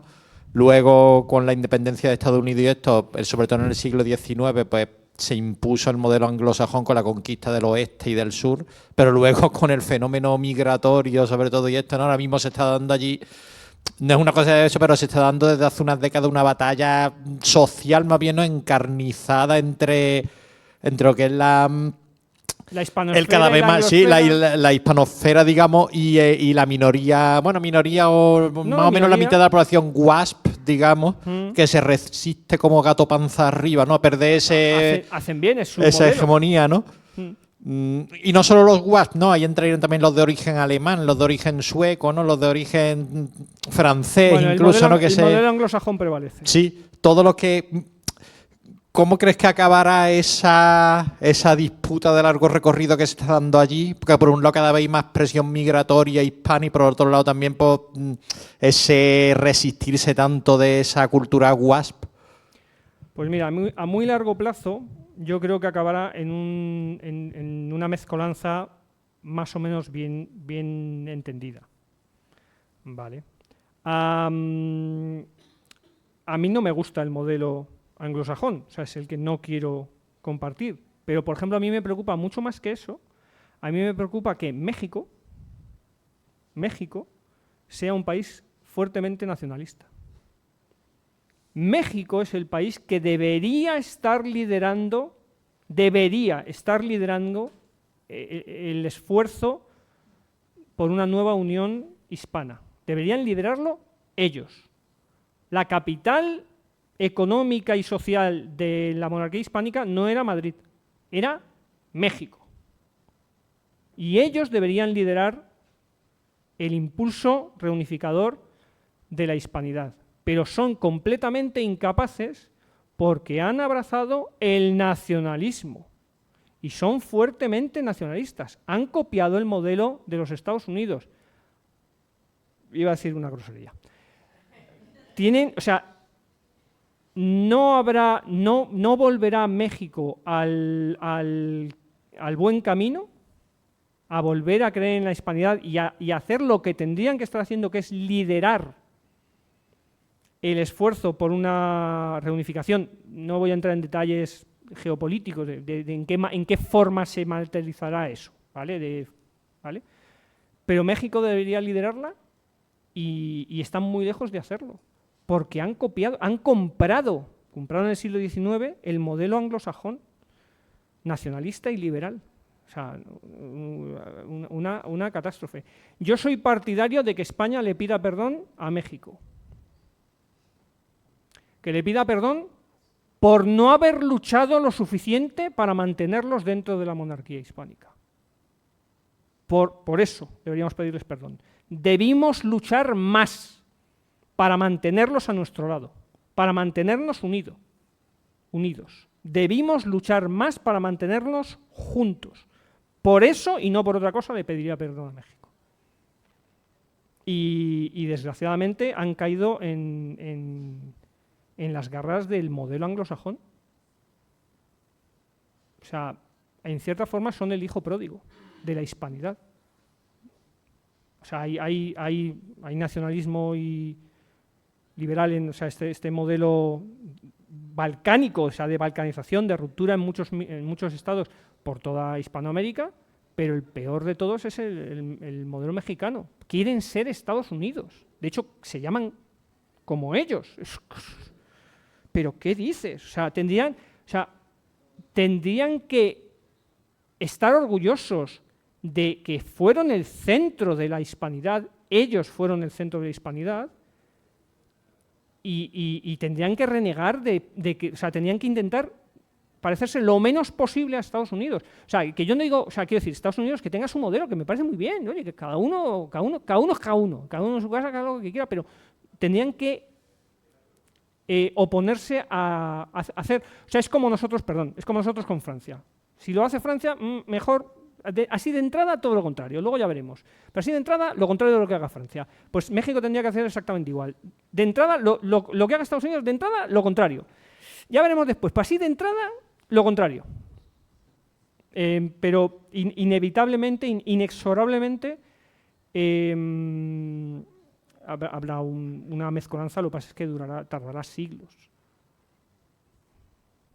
Ya veremos. No, a Rafa no. A Rafa. ¿Y vamos terminando? Y sí, para hacerte sufrir. Ginés, gracias por la charla y la conferencia, y a la asociación darle también las gracias por todos los eventos, actos que realiza a lo largo del tiempo. No, vale. No ibas a hablar de política. Hablarás. Mira, bueno, acaban de decir política, que quieren regularizar a 500.000 inmigrantes en España, ¿vale? Está hablando él, no soy yo, ¿eh? Bien. Supón que el gobierno español dijera que cualquier persona hispana puede tener pasaporte español. ¿Cuántos cientos de millones tendríamos pidiendo pasaporte español? Sabemos que es literalmente imposible. Es imposible, ¿vale?, gestionarlo. Es cierto que es imposible, pero la asociación, por ejemplo, hace una labor muy buena. Tiene un montón de asociados. Lo siento, soy madridista y ayer sufrí muchísimo. Hay gente que es abonada y hay gente que tiene un carné de socio. Es cierto que no todo el mundo podría tener un carné, un pasaporte español, pero es cierto que cuando viajas por el extranjero, lo primero que haces es mirar si alguien habla español. Nos sirven brasileños, portugueses e italianos, también, por afinidad. Sí. Entonces, ¿no sería posible empezar de aquí a 200 o 500 años con un carné de hispano? Y mucho antes. Y mucho antes, es decir, un carné que, o sea, de alguna manera que te vaya que vinculando. Nos identifique como una sola sociedad. Sí, porque decías muy bien el tema nacionalismo. Hace muchos años estuve con un buen amigo, Rafael Núñez Huesca, y me preguntó también del nacionalismo. Le dije, a los españoles que nos ha pillado a contrapié, sí, y nos ha hecho pequeños, porque nosotros éramos la hispanidad. No una nación más, no somos una nación más, somos una nación de naciones. Somos una nación de naciones por el catolicismo, porque el catolicismo es universal, por esencia. O sea, lo que ocurre es que la diferencia con el globalismo, por ejemplo, y con otros intentos de gobierno mundial, es que el catolicismo exige voluntariedad. No puedes ser católico si no crees, o sea, no te pueden obligar a creer, o crees o no crees, tienes que querer creer.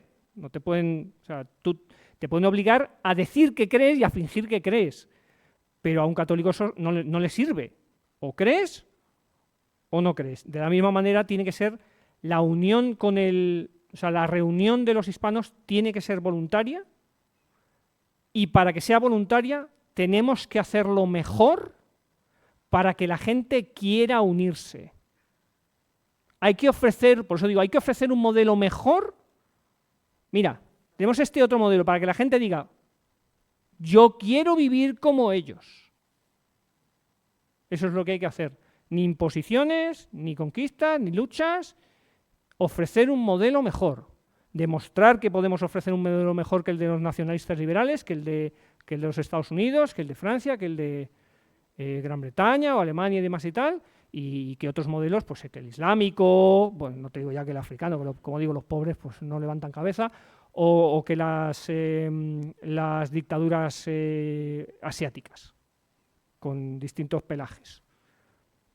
Pero para empezar tenemos que empezar por creer en nosotros mismos. Ese sería a mí eso me parece sería un paso increíble, o sea, algún modelo. Y de hecho estamos todos empujando en ese sentido, y se ve en la actividad de Héroes de Cavite y de muchas otras asociaciones que desde hace 8 años, 10 años, que estamos empujando en ese sentido. ¿En qué acabará todo? No lo sé, pero si yo doy esta conferencia es porque estoy convencido de que venceremos. Absolutamente convencido. Pero claro, yo tengo fe. Es un requisito. O sea, el tío no se rindió. Si el tío aquel en la montaña de Asturias no se rindió, aquí todos a piñón hasta la victoria.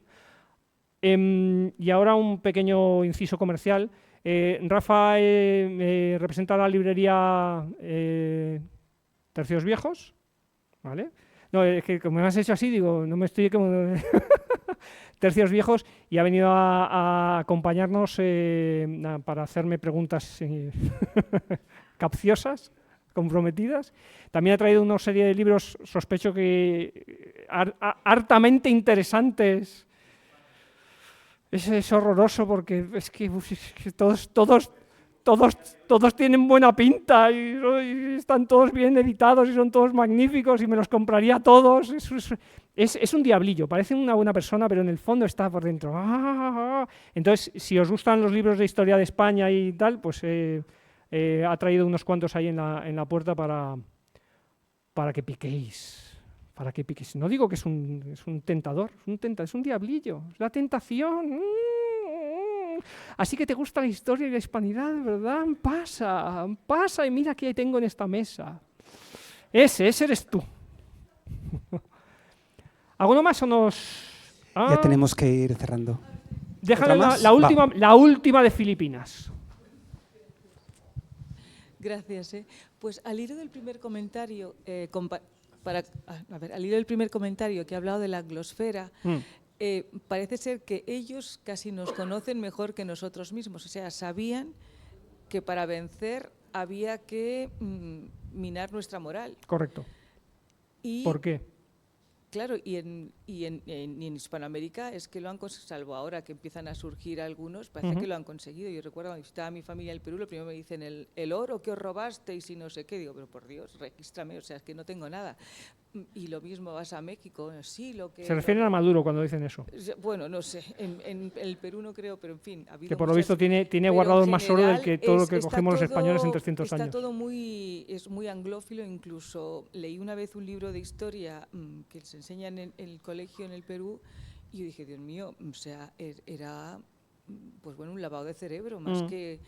Y ahora está pasando también en España. Entonces, lo que vengo a decir es que ellos nos conocían mucho mejor, se habían pasado tantos siglos combatiéndonos que realmente nos hicieron un análisis psicológico realmente para que no volviéramos a resurgir. O sea, creo que nos conocen mejor que a nosotros mismos. Y ahora con el idioma, pues también es un tema. Ese es un tema súper interesante.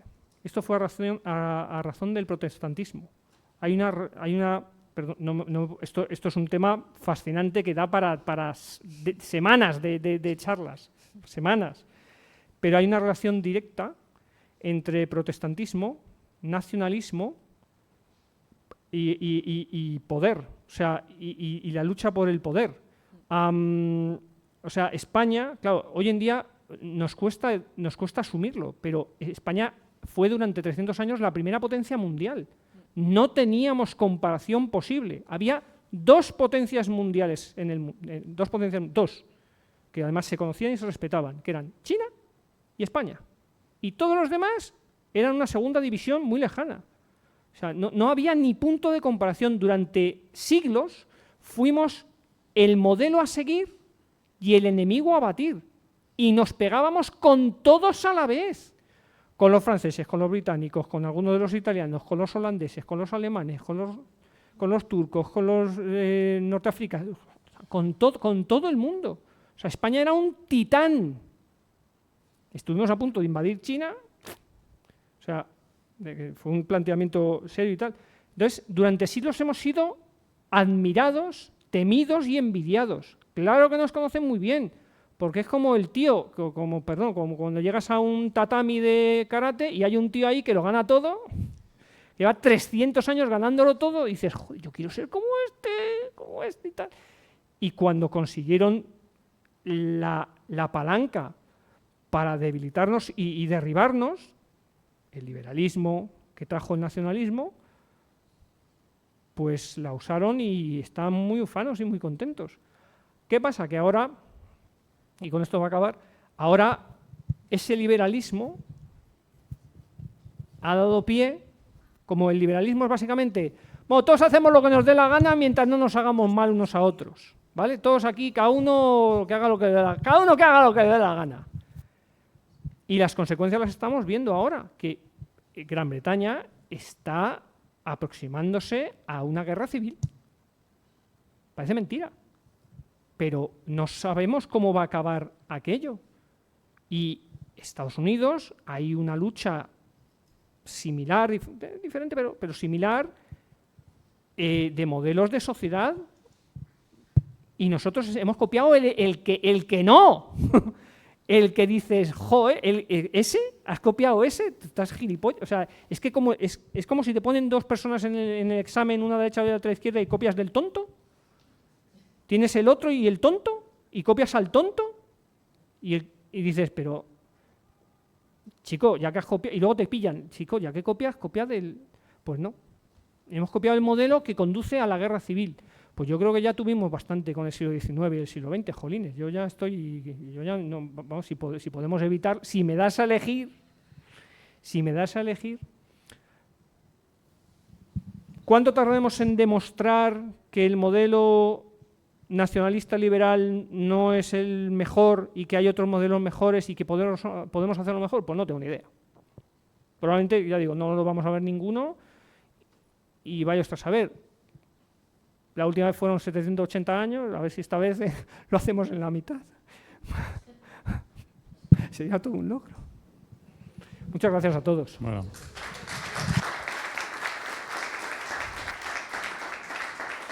Bueno, muchas gracias, Ginés. Gracias a ustedes por su participación y por venir. Tienen libros allí de tercios viejos muy interesantes y les esperamos en la próxima. Gracias.